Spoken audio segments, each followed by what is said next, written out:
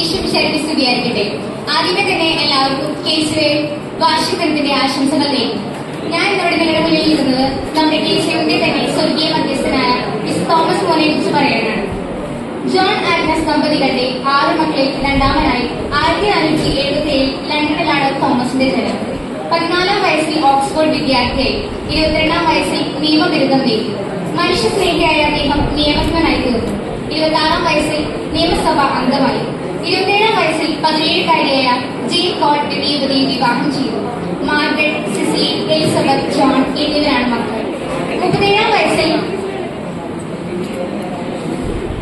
സംരക്ഷണനും സ്ഥാനാപതിയുമായ Thomas 43-ാം വയസ്സിൽ ലണ്ടന്റെ ധനകാര്യാലയത്തിൽ ഉപാധ്യക്ഷൻ, ജനസഭയുടെ speaker, Oxford Cambridge സർവകലാശാലകളുടെ രക്ഷാധികാരി എന്നീ ഉന്നത പദവികളാൽ അലങ്കൃതനായി. ഉയർന്ന നീതിബോധമുണ്ടായിരുന്ന അദ്ദേഹത്തിന് നിർദ്ദയം തെറ്റുകളും ചൂണ്ടിക്കാണിക്കാൻ മടിയുണ്ടായിരുന്നില്ല. ആർഭാടപൂർണമായ ജീവിതത്തിന് ഉടമപ്പെടാതെ ലളിതമായ ജീവിതമാണ് അദ്ദേഹം തെരഞ്ഞെടുത്തത്. 1829-ൽ ഹെൻറി 8-ാമൻ രാജാവ് ഇംഗ്ലണ്ടിലെ തന്നെ സമുന്നത പദവിയായ ലോർഡ് ചാൻസലർ എന്ന സ്ഥാനത്തേക്ക് അദ്ദേഹത്തെ മാറ്റി. എന്നാൽ തന്നെ ഉന്നത പദവിയിലേക്ക് കൈപിടിച്ചുയർത്തിയ രാജാവിന്റെ അധാർമ്മയ്ക്ക് കൂട്ടുനിൽക്കാൻ അദ്ദേഹം തയ്യാറായിരുന്നില്ല.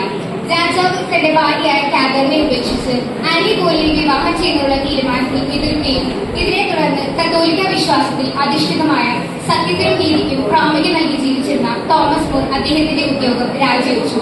ഇതിൽ കർഷകരായ രാജാവ് അദ്ദേഹത്തിന്റെ പേരിൽ രാജ്യദ്രോഹ കുറ്റം ചുമത്തി.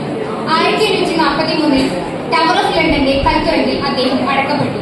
1844 മെയ് 6-നാണ് അദ്ദേഹം രക്തസാക്ഷിയായത്. 1845-ൽ പിയൂസ് 11-ാം മാർപ്പാപ്പ അദ്ദേഹത്തെ വിശുദ്ധന്മാരുടെ പട്ടികയിൽ ചേർത്തു. രാജാവിന്റെ നല്ല ദാസനായി, എന്നാൽ ദൈവത്തിന്റെ 1-ാമത്തെ ദാസനായി ഞാൻ മരിക്കുന്നു എന്നറിയ ഈ ധീരസാക്ഷിയുടെ പെരുന്നാളാണ് ജൂൺ 22-ാം തീയതി തിരുസഭ ആചരിക്കുന്നത്. ദൈവത്തിൽ സന്ദർശിക്കുക എന്ന ജീവിത ദൗത്യമായ മിസ്റ്റർ തോമസ് മോർ ആണ് കേരള കത്തോലിക്ക യുവജന പ്രസ്ഥാനത്തിന്റെ സ്വർഗീയ മധ്യസ്ഥൻ. ഇടവകയിലൂടെ ലോകത്തെ നൽകിയിരിക്കുക എന്ന കേസിയുടെ ലക്ഷ്യത്തിൽ നാം ഓരോരുത്തർക്കും നമ്മുടെ ജീവിതത്തിന്റെ ഭാഗമാക്കാൻ സാധിക്കട്ടെ എന്ന് ആശംസിച്ചു ഞാൻ എന്റെ വാക്കുകൾ നിർത്തുന്നു.